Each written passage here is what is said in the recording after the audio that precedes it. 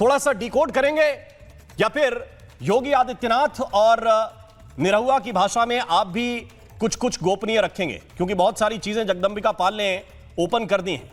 ये अप्पू, ये पप्पू, ये टप्पू और ये गप्पू, ये कौन कौन है?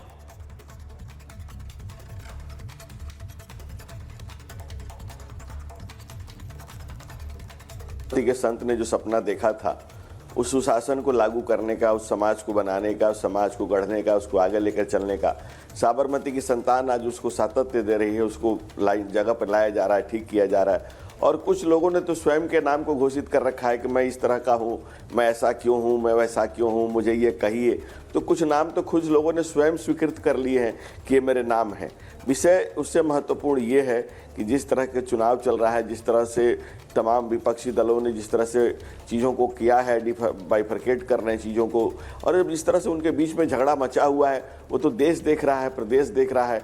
आज महागठबंधन में जो जूतम पैजार मची हुई है, जिस ढंग से हाहाकार मची हुई है। एक सेकंड, मुझे एक बात बताइए, आप कह रहे हैं कि इससे महत्वपूर्ण बात वो है, मैं मान गया, बिहार के लोगों के लिए जाहिर है कि उससे महत्वपूर्ण बात वो है जो आप समझाना चाह रहे हैं।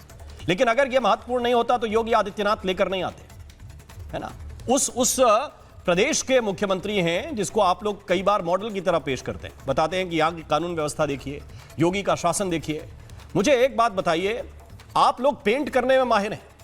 मैंने कार्यक्रम की शुरुआत में एक बात कही कि एक नेता को आपने पेंट किया एक अमुक नाम से, मैं नाम नहीं लेता क्योंकि आप लोगों ने वो किया है। मुझे एक बात बताइए कि क्या बिहार में बिहार के नेता विपक्ष को भी किसी और नाम से पेंट करने की तैयारी है आपकी, और उसका आप खूब माइलेज लेते हैं? इसका मतलब आप ये मानते हैं कि हमारा रंग बहुत गाढ़ा है, हम जिस पर रंग लगा दें वो लग जाता है, और दूसरों का रंग हम पर चढ़ता नहीं है, क्योंकि हम अपने रंग में रंगे हुए हैं। हम अपने रंग में पूरी तरह से रंगे हुए हैं, हम अपने रंग से सराबोर हैं, और इसी भारतीयता के इसी मिट्टी के रंग में हम सबको सराबोर कर रहे हैं। इसके लिए मैं आपका पहले धन्यवाद देता हूं।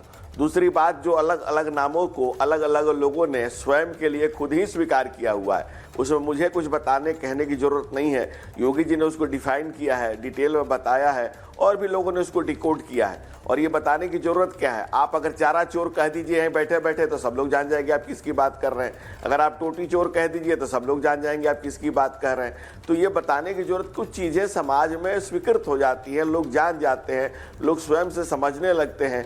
और अगर आप अच्छा काम करेंगे तो जननायक कहे जाएंगे, लोकनायक कहे जाएंगे। आजकल उसको भी टाइटल चुराने लगे हैं, चोरी अब उस टाइटल की भी होने लगी है। जी, आपके लीडर्स को क्यों इस तरह एक कोड नेम दिया जा रहा है, और इससे क्या हासिल बीजेपी करना चाहती है? देखिए शर्मा जी, अभी यहाँ धनंजय गिरी वो भी देख लीजिए ना क्या बोल रहे हैं, क्या नाम लोगे तो क्या कहाँ चले जाओगे। पटना रेलवे स्टेशन पे रिक्शे वाले को बोलिए कि पलटू क्या जाना है तो सीधे एक नंबर पहुंचा देगा। गिरी जी, थोड़ा ये सब शब्द थोड़ा ठीक से इस्तेमाल कीजिए, मैं इस्तेमाल नहीं करना चाहता हूँ। हम मुद्दे की बात करिए। जिस तरीके के उत्तर प्रदेश के माननीय मुख्यमंत्री जी ने जिस ढंग से बात कही, और कल प्रधानमंत्री जी ने भी पटना के रोड शो में और बिहार के प्रोग्राम में भोजपुर में ये बात कही कि कट्टा का बात कहा उन्होंने। तो देखिए शर्मा जी, इन लोगों के पास 20 साल के शासन करने के बाद कोई रिपोर्ट कार्ड नहीं है। मैनिफेस्टो इन्होंने दिया, उसमें भी कॉपी किया, मैनिफेस्टो से पहले इनको रिपोर्ट कार्ड की आवश्यकता थी। जब ये बात करते हैं 3C पे बिहार के मुख्यमंत्री, क्राइम, करप्शन और कम्युनलिज्म, तो क्राइम में देखिए आज कॉग्निजेंस ऑफेंस 4.25 लाख है, 70,000 हत्याएं हुई है बिहार में, 35,000 बलात्कार हुआ है, महिला सशक्तिकरण की ये बात करते थे, 25,000 डौरी का मर्डर हुआ है। नहीं देखिए, फिर बिहार की जनता आपसे ये भी पूछती है कि 70,000 अगर आप हत्याएं गिना रहे हैं तो मेरे ख्याल से 20 साल का गिना रहे होंगे, और जब आप 15-16 साल में मेरे ख्याल से अगर मैं मोटा मोटा मान लूं तो ये 70,000 65,000 रहा होगा। तब आपके नेता गए और डिप्टी सीएम बन गए, उनके साथ बैठ के उनको मुख्यमंत्री बना लिया। तब कोई दूसरा मुख्यमंत्री था क्या? जनता ये सवाल पूछती है आप लोगों से कि भाई अपनी सुविधा हो तो मैं उनका डिप्टी बनने के लिए भी तैयार हूं। आप देखिए, ये देखिए कि 2020 का भी 15 का भी डाटा लेते हैं तो 60,000 हत्याएं थी 2020 तक। अब जब बात करते हैं कि हमारी क्या कंट्रीब्यूशन रही है, तो बिहार में 1990 में लालू प्रसाद जी मुख्यमंत्री बने जी। उस वक्त जो है 14 प्राइवेट सेना बिहार में थी, और बेल्छी जो हत्याकांड हुआ था उस वक्त से लेके 90 के दशक तक ये जो प्राइवेट सेना थी, चाहे वो भूमिहार का रणवीर सेना हो, राजपूतों का सनलाइट सेना हो, यादवों का लौरिक सेना हो, या फिर कुर्मियों का भूमि सेना हो, लाल सेना हो, इन सभी को 2000 आते आते तक लालू प्रसाद ने डिस्मेंटल कर दिया। ये क्रेडिट लालू यादव जी को जाना चाहिए। सामाजिक तो ये क्रेडिट सर जनता से मांगिए, और ये क्रेडिट आपको पिछले 20 साल में अगर जनता ने नहीं दिया तो इसका मतलब वो जानती है कि आपने क्या किया और नीतीश कुमार ने क्या किया। अब इतना तो इधर उधर नहीं कर पाएंगे। शर्मा जी, आपने बहुत ही तार्किक क्वेश्चन पूछा। मैं ये कह रहा हूं कि ये तो नहीं कर पाएंगे इधर उधर। मैं बता रहा हूँ ना, 2005 में हम इलेक्शन हारे, 2005 में बहुत अच्छा ये इलेक्शन जीते, हमारे ऊपर इनकम्बेंसी था, लेकिन देखिए उसके बाद लगातार 3 इलेक्शन में हम नंबर 1 पॉलिटिकल पार्टी बिहार के रहे हैं। वो तो इधर से पलटकर उधर, उधर से पलटकर इधर आते हैं, ये सरकार में चले जाते हैं। नहीं तो सरकार जनमानस तो 2020 में हमें वोट कर दी थी। तो पलटने का मौका किसने दिया? पलटने का मौका कौन देता है? ये बिहार की जनता जानती है ना कि आपको पॉलिटिकल माइलेज लगेगा तो कहिए चाचा जी हैं, और फिर कहिए कि नहीं अब उनका दिमाग खराब हो गया है। दोनों तरह की भाषा जनता इस उपयोग नहीं करेगी, है ना।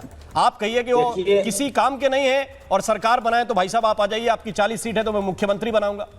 ये दोनों चीजें साथ नहीं चलेंगी। शायद इसका नुकसान आप उठा रहे हैं। मुझे कुछ और मेहमानों को इन कराना है, मैं उनकी तरफ चलता हूं, फिर मैं आपके पास वापस लौट कर आता हूं। शादाब चौहान, आप तो बीजेपी से लड़ने के लिए चले थे, पूरे देश में बीजेपी से लड़ रहे हैं। ये क्या ऐसी कहानी हुई कि असदुद्दीन ओवैसी कल से तेजस्वी यादव को हिट किए जा रहे हैं और बिलो द बेल्ट हिट कर रहे हैं? वो कह रहे हैं कि ये एक्सट्रीमिस्ट की स्पेलिंग अगर स्पेल कर दें, लिख दें तो मैं जान जाऊं। ये क्या हुआ? तेजस्वी यादव से इतने खफा क्यों हैं? ये मुसलमान वोट बैंक पूरा आपको चाहिए, इकट्ठा आपको लेके जाना है इसलिए? नहीं राम मोहन जी, ये बिलो द बेल्ट की शुरुआत किसने किया था?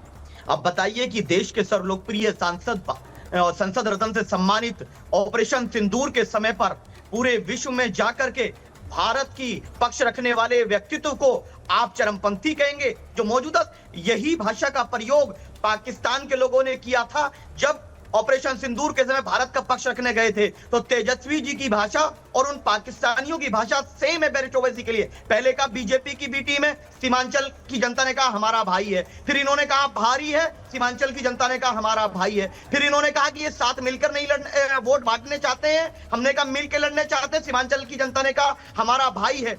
जब इनका कोई भी ड्रामा नहीं चला, फिर ये अपनी असलियत पे आ गए कि ये हमसे नफरत करते हैं। मुसलमानों का पॉलिटिकल रिप्रेजेंटेशन पसंद नहीं, इनको दाढ़ी टोपी वाला पसंद नहीं है, और सीमांचल की जनता इसका जवाब देने जा रही है। ये सीमांचल की जनता का अपमान है, 25 करोड़ मुसलमानों का अपमान है। शादाब चौहान, आप क्या रंग देना चाहते हैं चुनाव को? मुझे थोड़ा सा क्लियर कर दीजिए और दर्शकों को भी थोड़ा क्लियर कर दीजिए।